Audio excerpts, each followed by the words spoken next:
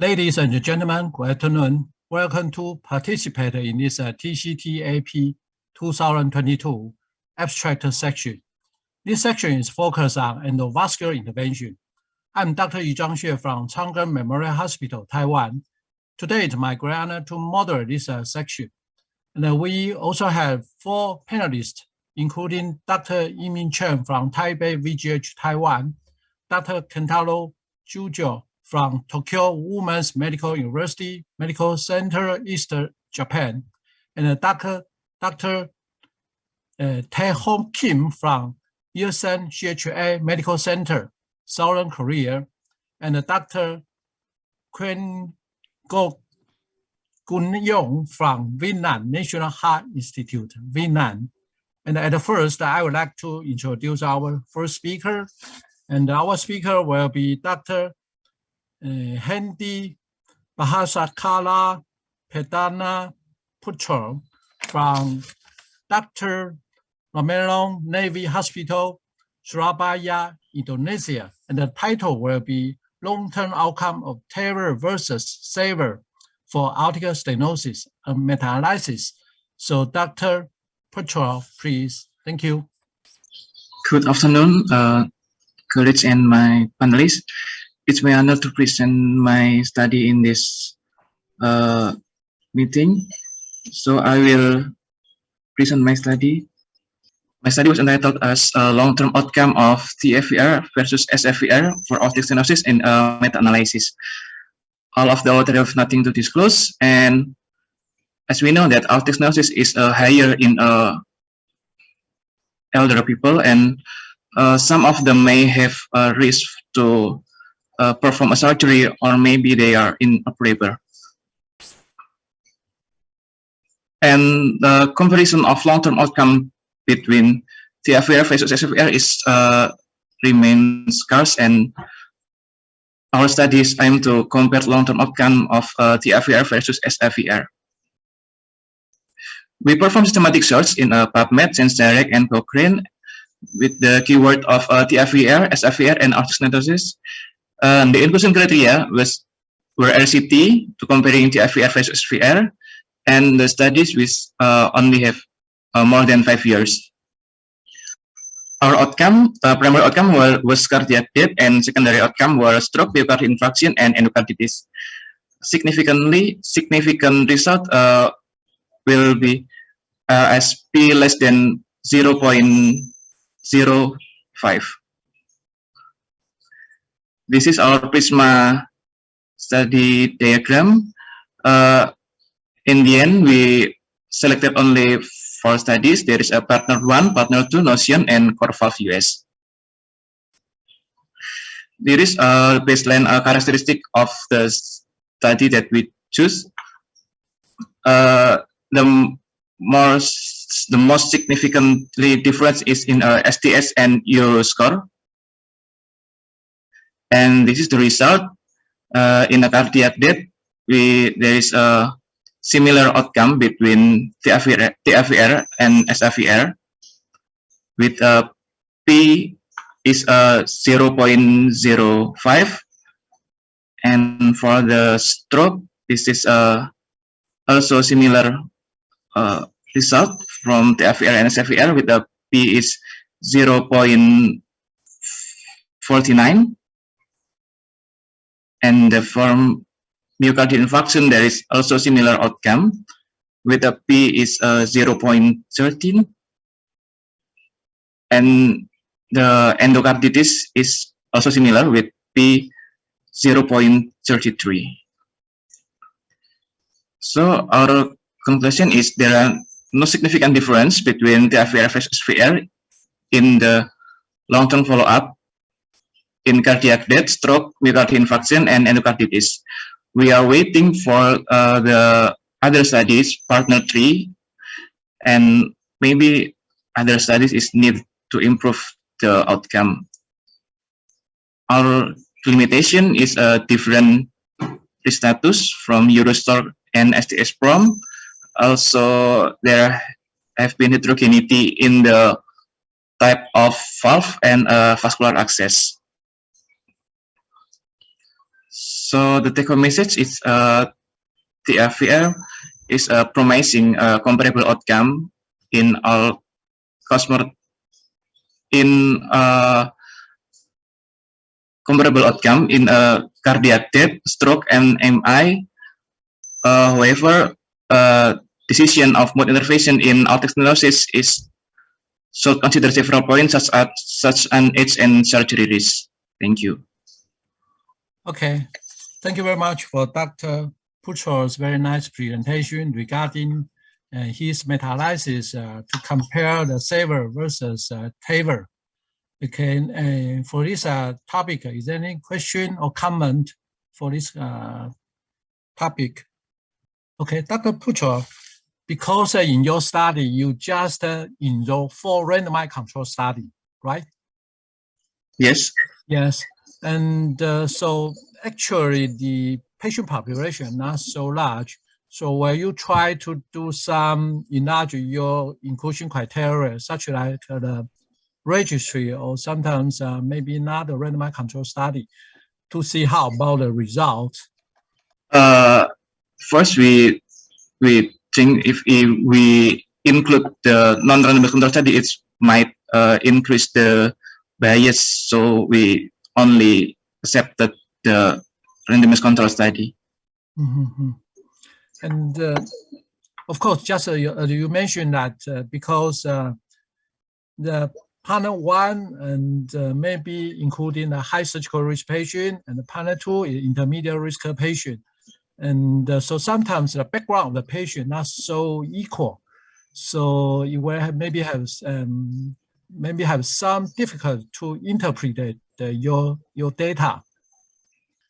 Yes, we know that our limitation is a difference of risk of surgery. So I think in the future maybe we need to perform more RCT to answer this question. There is the TFVR is better than SFVR in different risk surgery. Yeah. So how do you interpret this result? I mean, can you say that that's equal effect to do the SAVR or TAVR for the aortic restenosis, severe aortic restenosis patients? Excuse me? Yeah. How do you imply your result into the daily practice? How do you interpret this result? Okay. My study concluded that there are no significant difference in TFVR versus SVR, regardless they are risk of surgery. So in your hospital, you also perform the TAVR? No, my hospital is unable to perform this TFVR. Oh, okay. So why do you interested in this topic? Of course, I know this is a very hot topic so far. So now, yeah. Maybe we can help elder people to have a better choice after they perform surgery. Yes. Because the aortic stenosis is also increased over time. So I think we need a better strategy to help them. Okay, I see. So you will have more confidence to send the patient to receive the SAVR for the aortic restenosis patient. Okay, I see. So is there any comment or question from our panelists or other speakers regarding this issue? I just want to see whether any difference between the Covan and Sapien, because in this meta-analysis you included both kind of the valve for the TAPI. So is there any difference in terms of outcome? Yes, our study include the 2 different of valve. There's a self-expanding and balloon expanding. So I think next we should make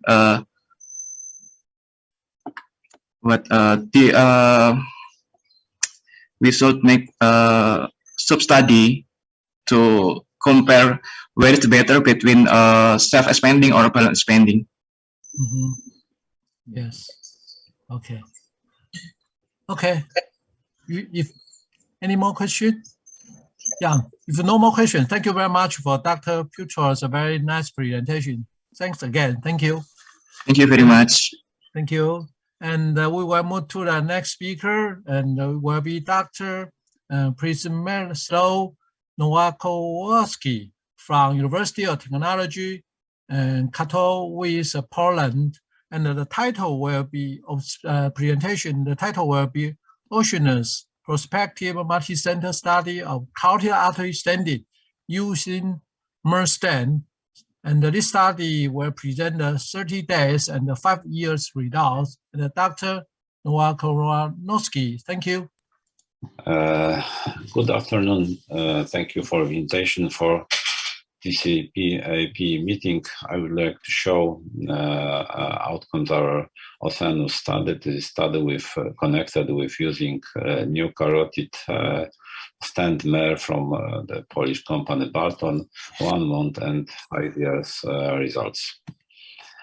My disclosure, MER is 19-0 stent, stride or taperet, and cell-free area is about 6.2 square millimeter, and this is in the middle scale of carotid stent using current using in carotid interventions.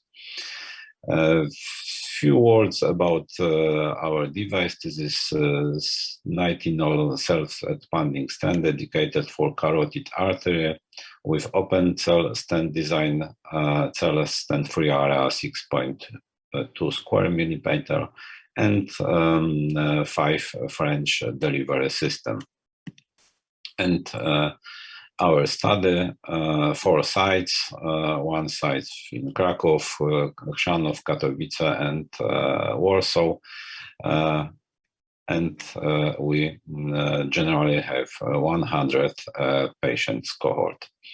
Primary endpoints, our study stroke in 1 month follow-up, and secondary endpoints, my adverse events like death, stroke, myocardial infarct in 1 month follow-up, and major adverse events in 1 year, 2 years, and 5 years follow-up. Restenosis rate in this time, target vessel vascularization, and residual stenosis after primary interventions. Demographic data and baseline data, our cohort symptomatic patients 45%, and mean diameter stenosis in duplex examination 76%, and baseline data and lesion characteristics.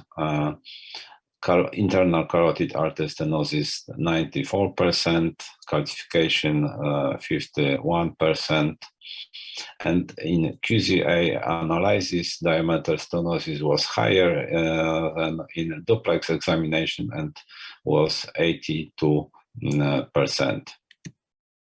Procedural data, 100 patients was treated with neuroprotection. This is a gold standard.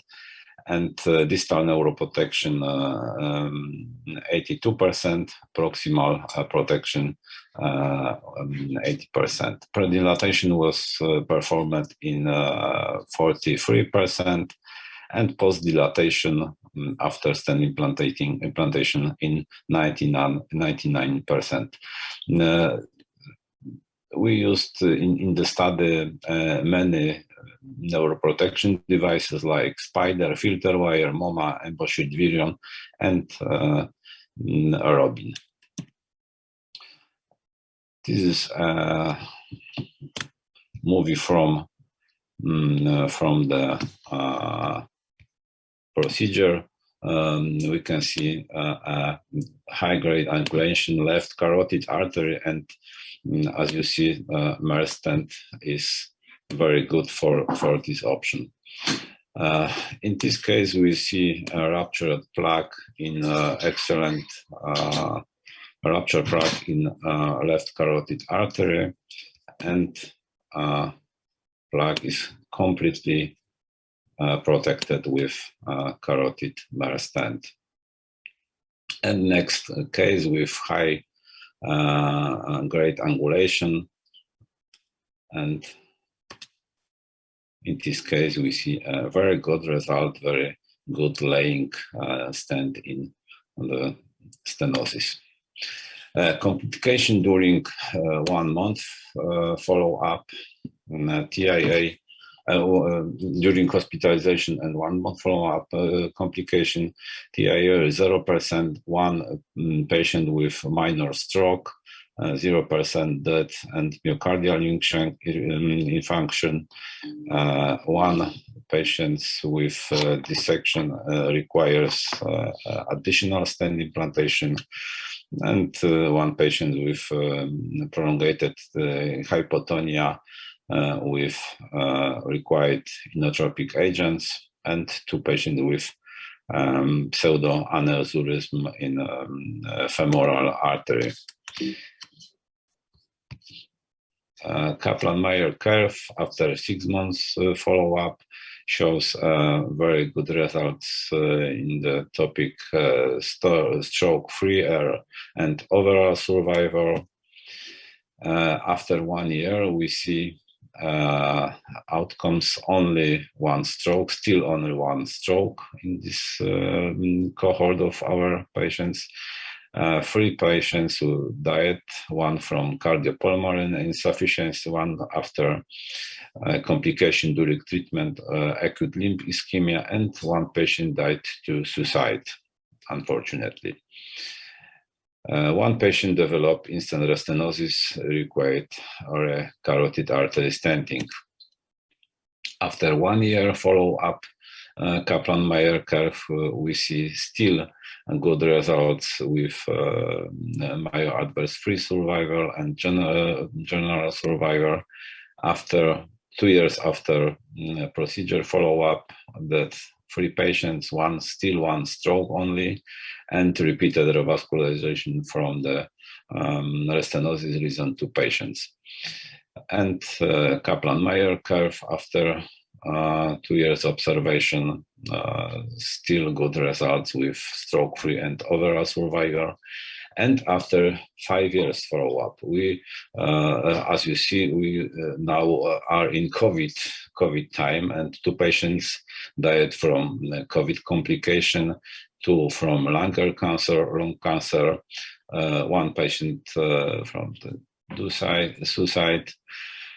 2 patients after complication during treatment, peripheral artery disease after acute limb ischemia, and 6 patients due to cardiopulmonary insufficiency, 3 sudden deaths at home.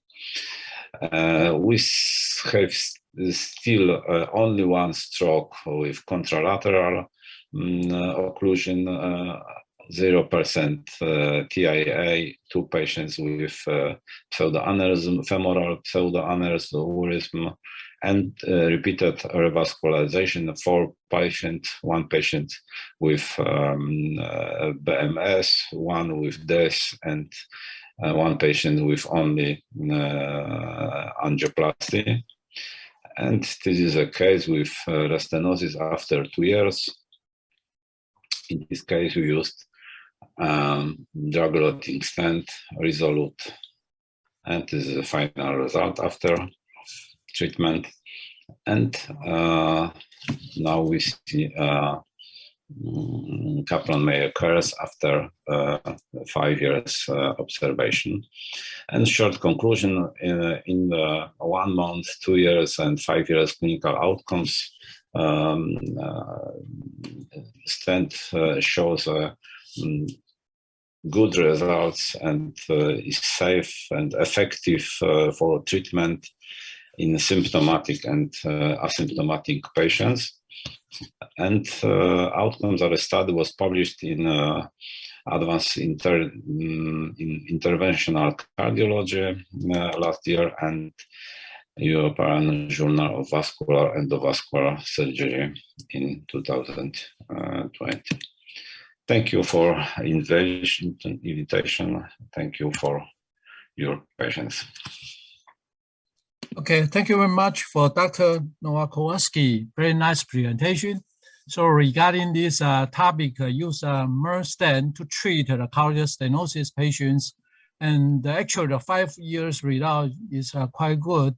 And I'm very impressive that just only one patient had the contralateral ICS occlusion and Yes. have the, and have stenosis. Of course, one patient have the 4 days TIA, right? Yeah, very acute, subacute stage. Okay, regarding this issue, is there any comment or question for Dr. Nowakowski? Yeah, Dr. Yimin Chen. Congratulations about your very good result. And I have one question about the MER stent. I saw that in your presentation, the MER stent is a 5 French sheath profile, right? Is it 5 French? Yes, 5 French system. So, but I also Yes. saw the 2 complications of pseudoaneurysm. So supposedly the smaller sheath will decrease the instance of the vascular access complication. So I'm just wondering, curious about what happened in that 2 patients. You used the 5 French sheath and causing the pseudoaneurysm. Thank you. In this case, we use generally we use 6 French sheet, but the stent system is 5 French. And you asked about pseudo.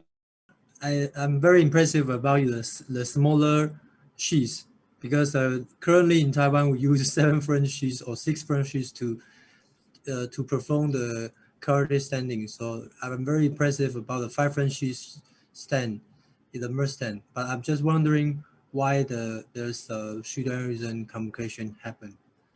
Yeah, thank you for your sharing. Yeah, and Dr. Marcus. Yeah, thank you very much. Very elegant study. One question I have around the blood pressure control during and after the procedure. Often we see that these patients with surgery or interventions have quite significant blood pressure lowering, or sometimes it's difficult to control. Do you have any experience or in monitoring blood pressure, or was it quite stable around the procedure, or did you see significant drops in blood pressure post-intervention? Hello, Dr. Nowakowski, can you hear us?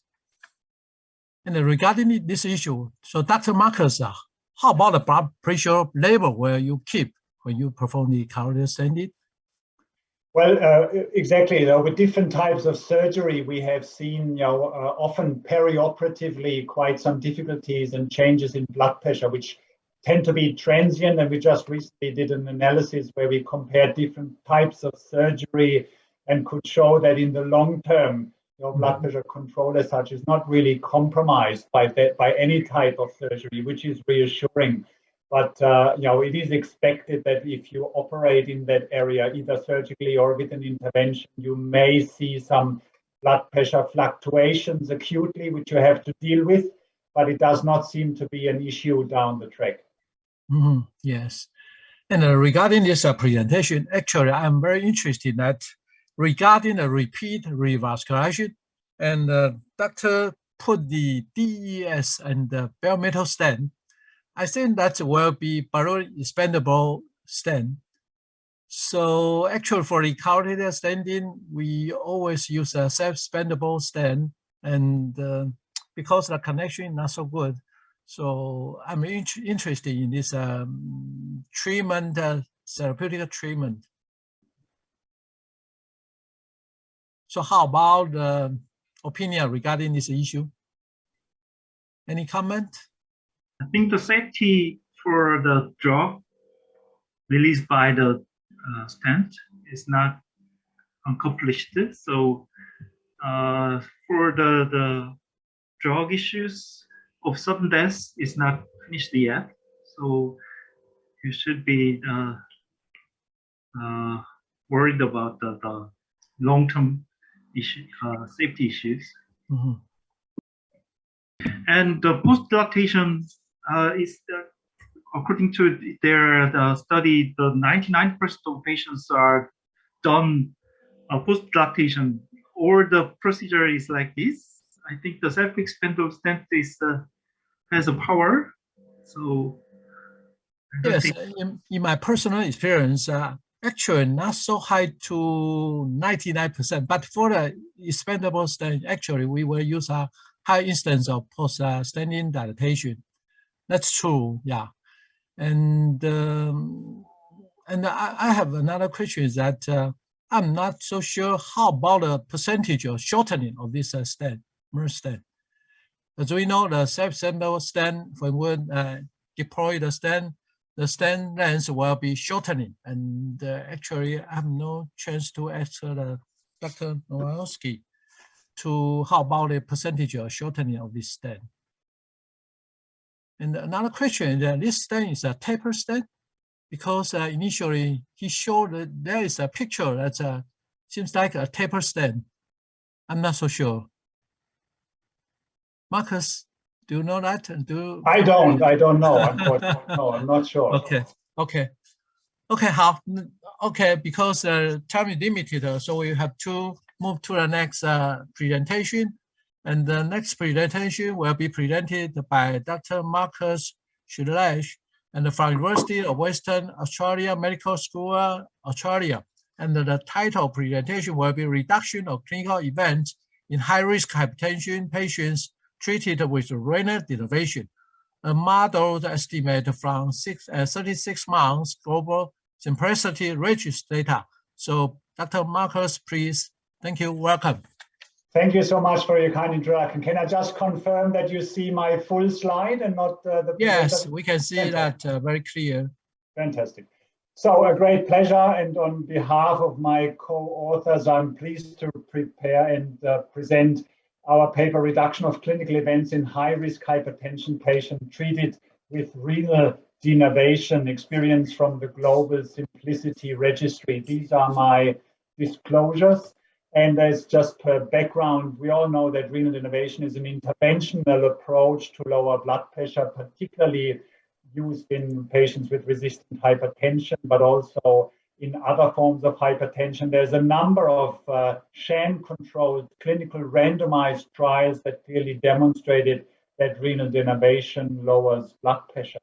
Now, we are, of course, also very interested in the real-world performance of renal denervation, and we have data from the open-label Global Simplicity Registry, which is the largest of its kind, with more than 2,600 patients included, all of whom had renal denervation with a radiofrequency approach and were followed up for up to 3 years. The problem with the registry, if you want to make sense of the data and explore how protective that can be in terms of cardiovascular event reduction, is that there's no control group in these registries. So we aimed to estimate potential clinical event reduction with renal denervation treatment in these patients with either resistant hypertension or type 2 diabetes, both cohorts with high cardiovascular risk, based on the 3-year follow-up from the GSR and published meta-regression. Let me give you a very brief overview of the study design. So the Global Simplicity Registry includes more than 2,600 patients at this stage from 196 sites from 45 countries with a median follow-up of 2.5 years. They all had radiofrequency renal denervation, either with a single electrode flex system or the multi-electrode spiral system.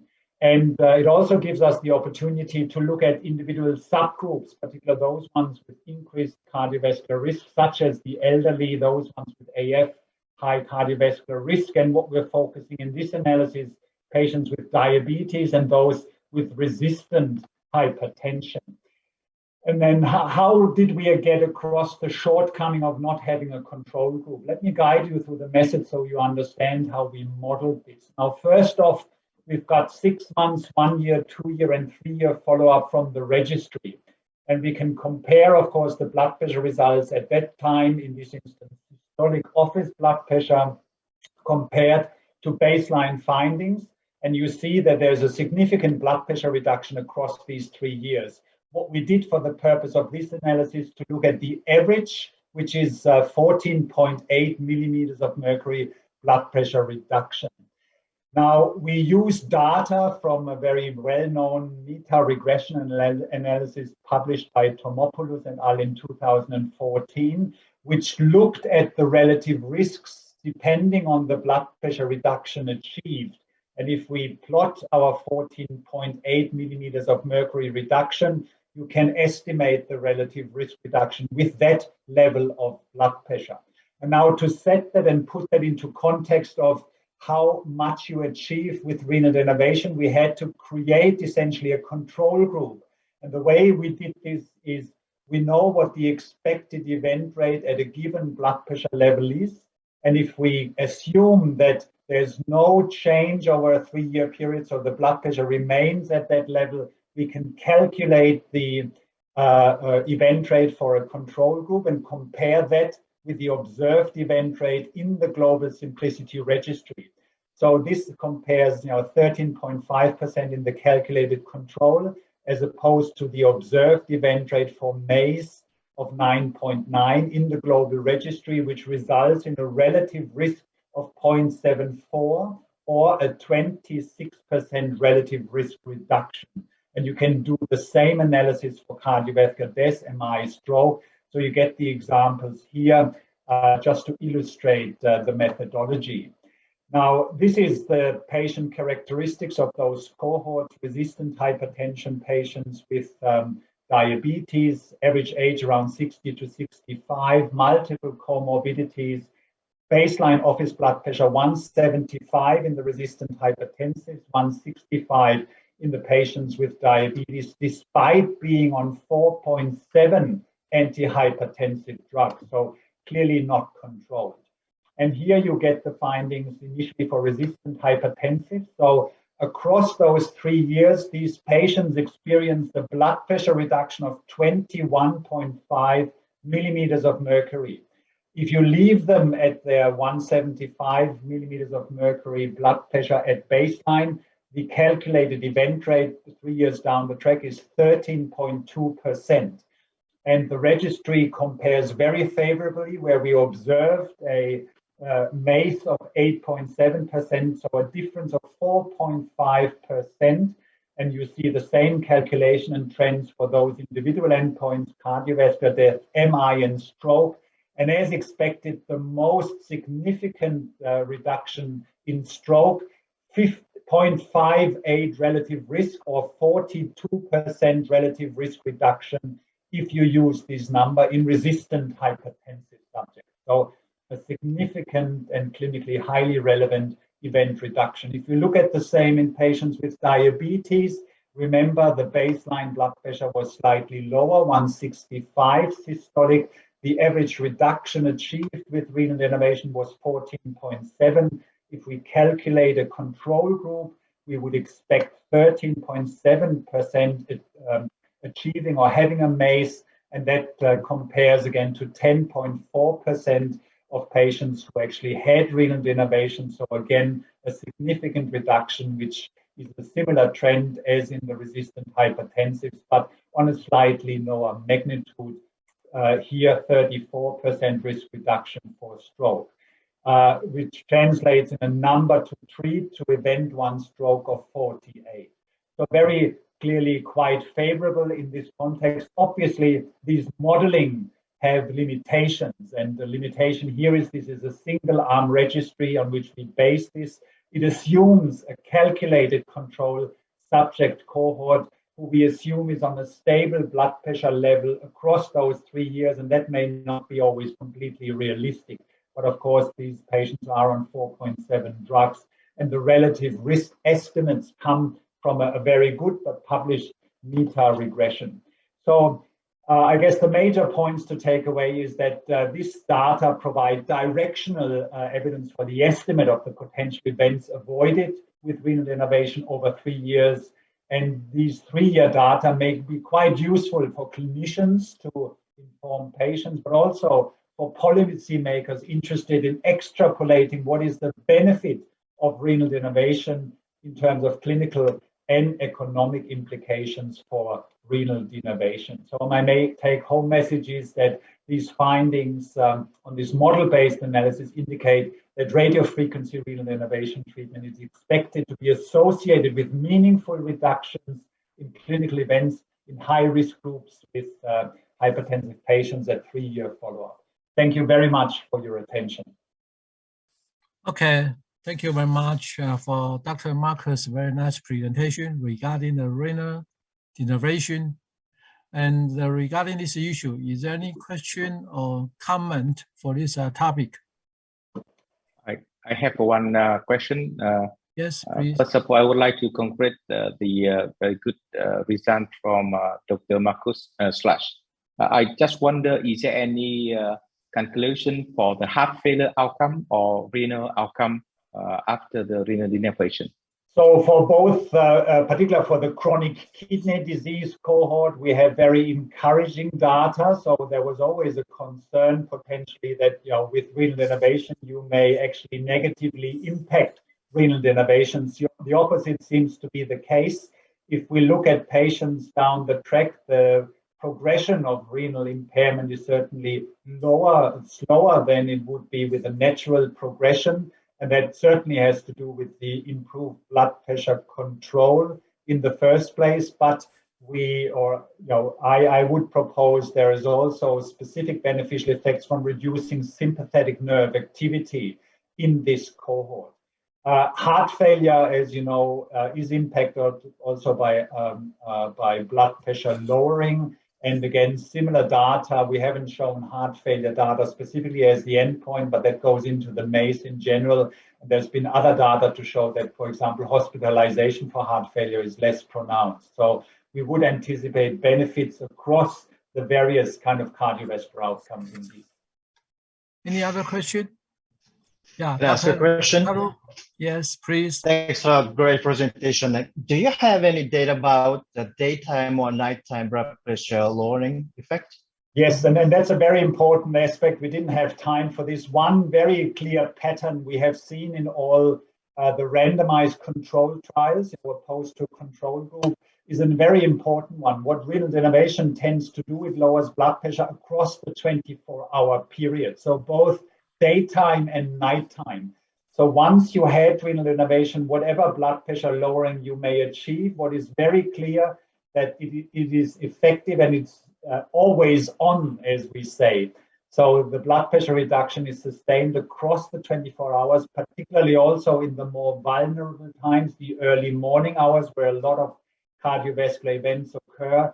And we certainly see this as a benefit, a one-off procedure that reduces blood pressure, particularly also in those vulnerable phases, which makes it quite likely that we prevent cardiovascular events, particularly in those high-risk patients.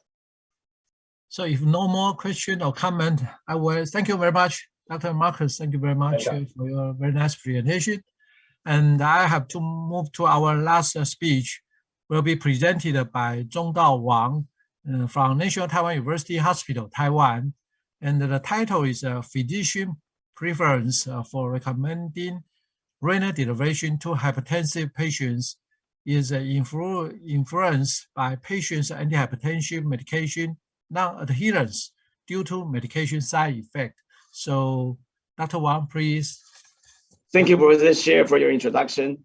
It's my great honor to present another abstract about renal denervation in the TCTAP.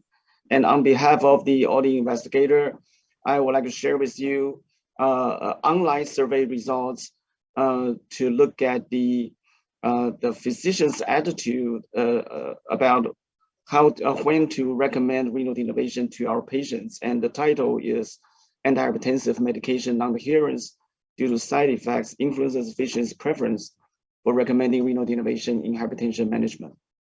And here's my disclosure. And basically, the patient non-adherence to prescribe the medication is a major cause to the suboptimal hypertension control rates.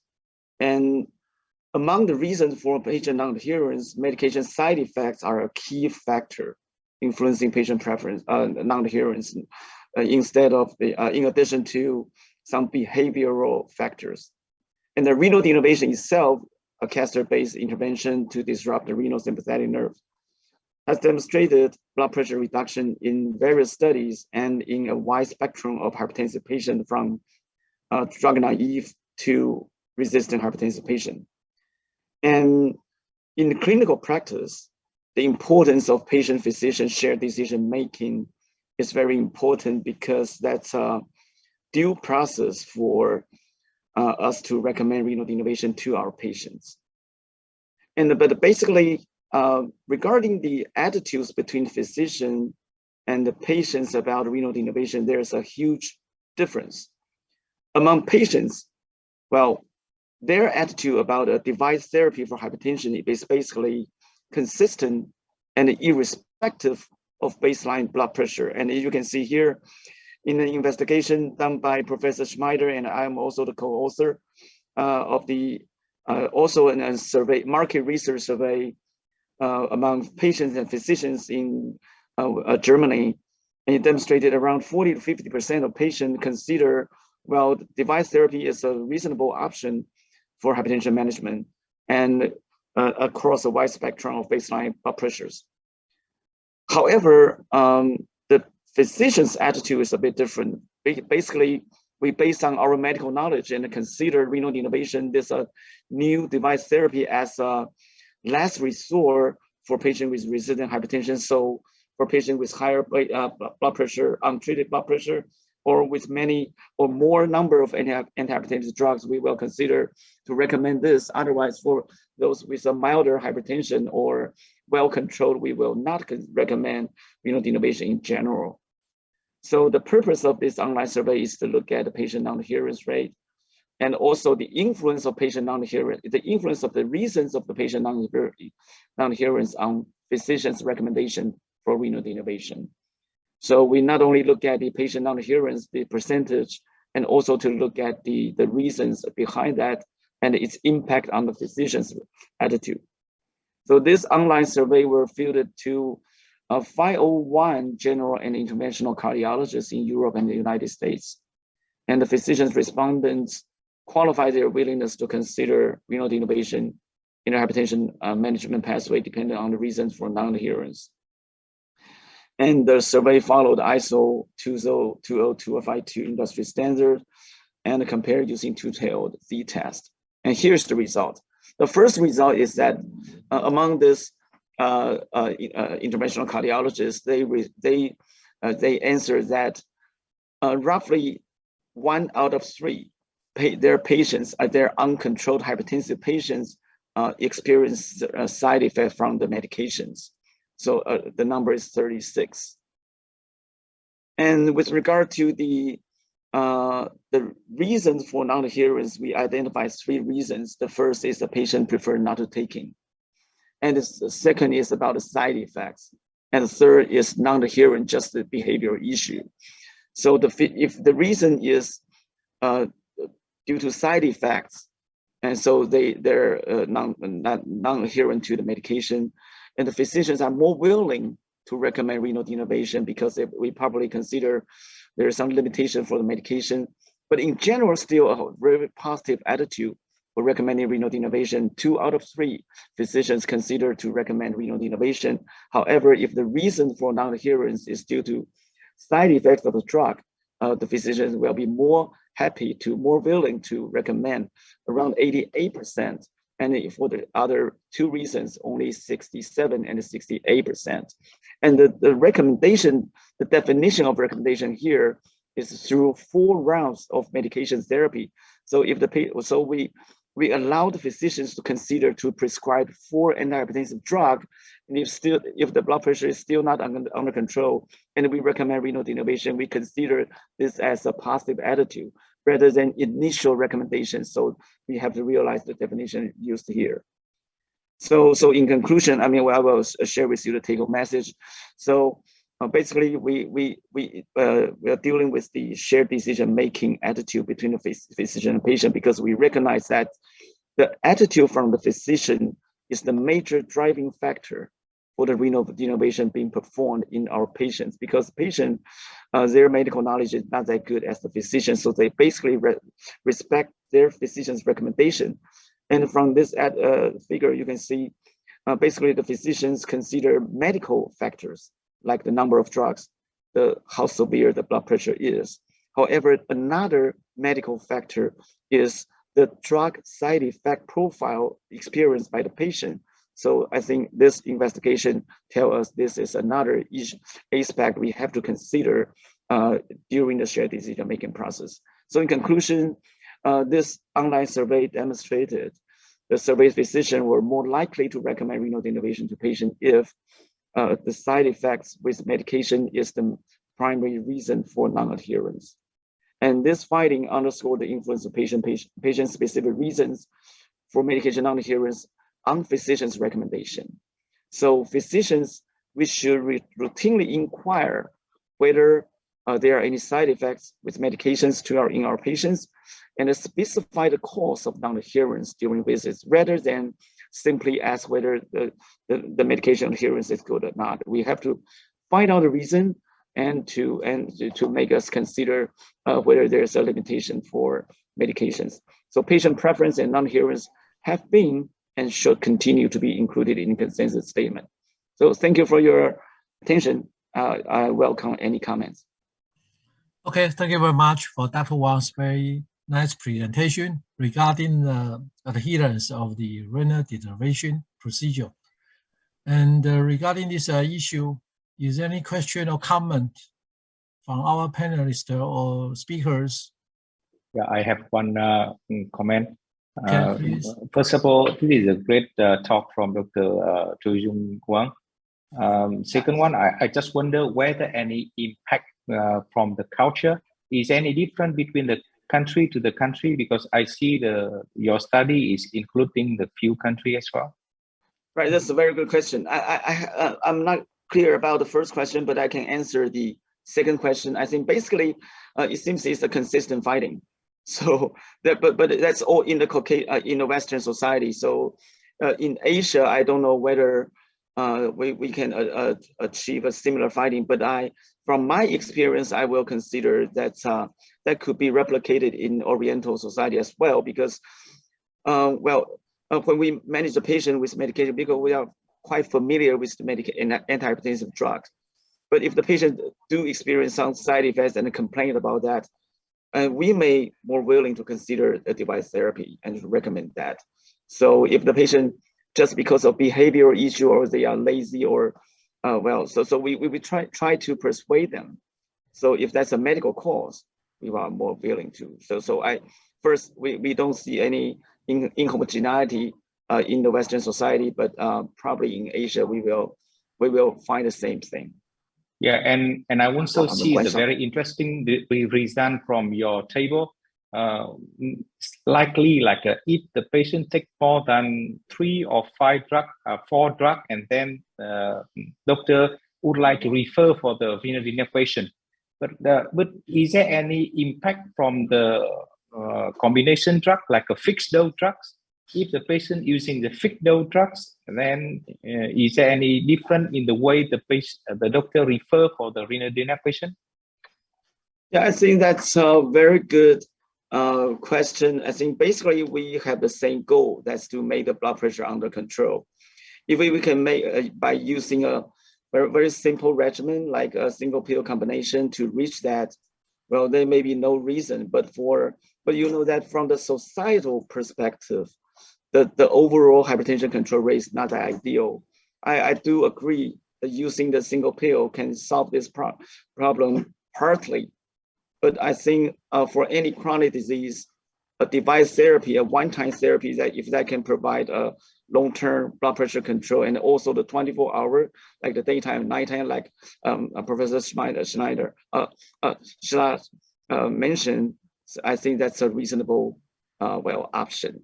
So yeah, there must be some impact, but the reality is the prevalence or the penetrance of renal denervation in our society is still very limited. So I think there are plenty of reasons, but maybe one reason is within the physician's mindset. But on the other hand, we also do need more evidence, like presented by Marcus, in the GSR data, real world data, and the 21 millimeter mercury reduction in systolic, over systolic blood pressure. I think that's quite amazing, quite significant finding. So anyway, we agree there need more study on renal denervation, but yeah, that's my perspective, my comment. Yeah. Yeah, thank you. Question from Dr. Marcus. Yeah, excellent presentation. I really want to stress how important these data are. We often, of course, talk about the medical side of things, but we don't necessarily always take patient preference into account. And what is, of course, a bit tricky is how to assess non-adherence, and that is difficult. Can you remind me how that was done in this particular survey? How it was assessed that patients were actually non-adherent? Right, that's quite important question, because it's a very tricky, very intriguing to identify, because but in this survey, I think that's just by asking. So that's by perception. Well, there may be not that objective, it's a subjective assessment. In the real world practice, I think it's more important for us to identify those patients, they are truly non-adherent, but pretend to be adherent. So I think, like, of course, we can use some screening, like to check the urine level or drug level but in my practice, I always check to look at the LDL level for patients treated with the statin. If there's not reduction, or the heart rate is still faster, but by treated by beta blocker, those indirect evidence will suggest renal denervation, the poor adherence. I think we should routinely to ask the question about, because because we don't need to add the medication and without asking anything about adherence, and that will make a very strange situation. We add medication more, but the patient is still keeping their bad habits about taking medication. So in summary, I think this is a very vital question, and we do need some more tool to identify that. But in this survey, I think that's just simply asking the physicians. Okay. Thank you. Okay, because time is up, so I have to close this section, although we have very hot discussion. And last, I would like to express my sincere thanks to our speakers and all panelists for your contribution to this session. And I think this section will be very informative and educative. And I hope to see you very soon in the future, and hopefully face to face. And at last, thanks again, and bye-bye. Bye. Thank you and bye-bye. Bye. Bye-bye.